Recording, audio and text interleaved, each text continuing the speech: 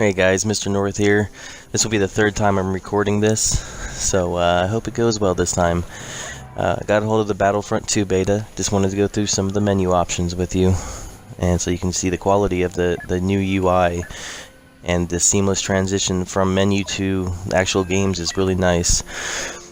Here I'm going to the control options. You don't have as much control over your sticks and a lot more customizability like Battlefield. But you do have your basic soldier sensitivity. You can adjust how sensitive your sticks are to movement. So if you have an old controller that has stick drift, you could raise that up a little bit. Or if you prefer to have a very sensitive stick to the touch, you can lower it, just like I did. One of the cool things here that I noticed right off the bat that's a huge change is the Starfighters. You can actually turn on advanced flight, where your left stick here on the Xbox One will actually control the barrel roll. It'll control your horizontal movement on that axis.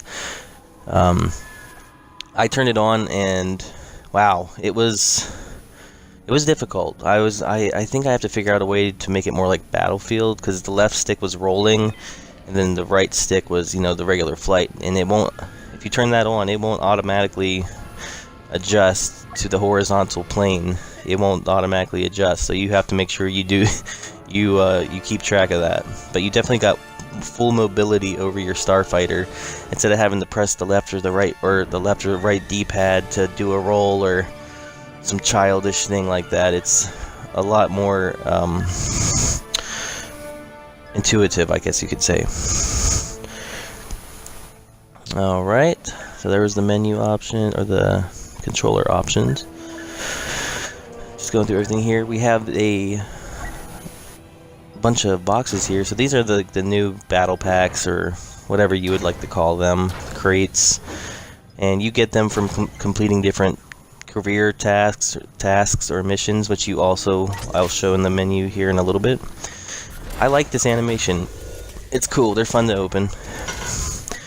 And you can actually get crates that are geared towards specific classes within the game, which I'll also talk about after this. Here I got an aesthetic item for Ray. So there is aesthetic items for your soldier's appearance. I don't know if it's for all of them or just the heroes. I'll have to come back and do a follow-up video. Here I'm equipping it, I think. Yeah, change appearance. So you do have that option to change your soldier's appearance. It's not like the first one where you had a whole list of different haircuts and all that stuff. And one thing I like about this UI is after you open first you open the box and then you open the little packs it comes with, kind of like a safe deposit box, you'll be able to actually just hit the A button to switch right over to that class menu and just install that star card immediately.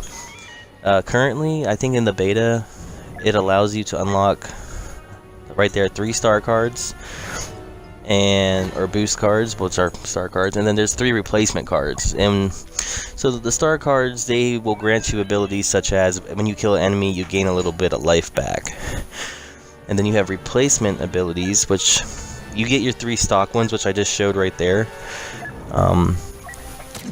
But the replacement abilities, what that will do is, say for the soldier class, you get a thermal detonator. You can replace it with like a mine or a timed mine of some sort. Here I got fuel efficiency for Boba Fett. I'm just taking a look at some of the abilities. I will go through the customization menu. I forgot what it's called. And one thing to note about this game is, from what I understand from the short time I had playing with it, is that every vehicle is treated like it's its own class. So you can have ability and replacement cards for every vehicle, every class, every hero, everything. It's full customizability. Progression is another substantial upgrade to this game, I can say right off the bat. I will have another video talking about this stuff for the gameplay.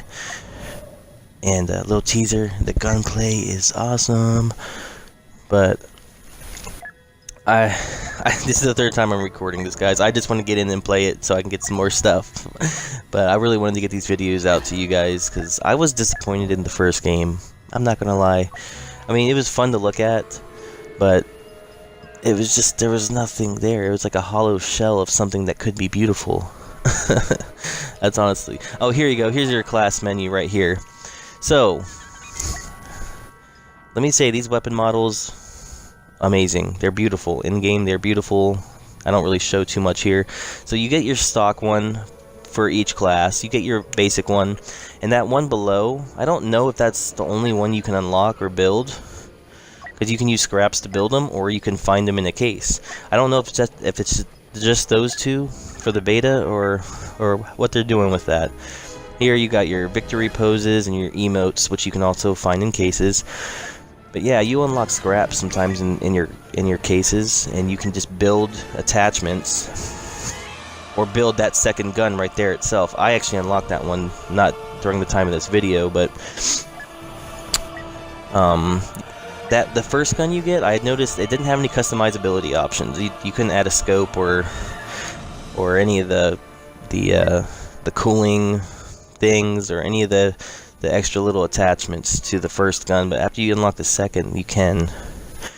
I honestly, this is kind of like the support class of the game. It's really nice. He can do like a battle command with your two bumpers, and he makes everybody around in the radius, your little circle, I think they slowly regain health faster, and they're just stronger or something.